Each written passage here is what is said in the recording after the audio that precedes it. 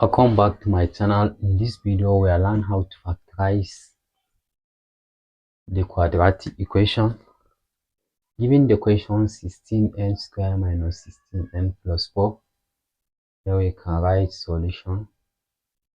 This one we can factorize as 16n square minus 16n plus 4.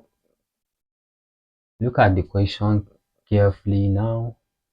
In this case, now we can use 4 as our factor because 4 can go into 16, 4 can go into 16 also, and 4 also. I write 4 outside, then we have 4n square minus 4n plus 1.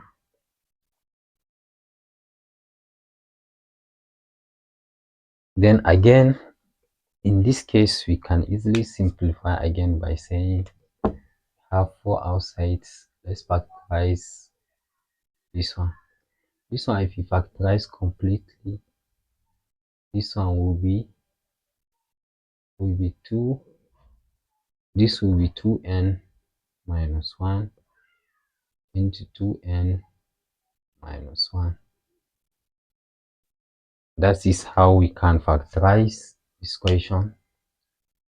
Don't forget to like, share, subscribe our channel for more video like this. Bye.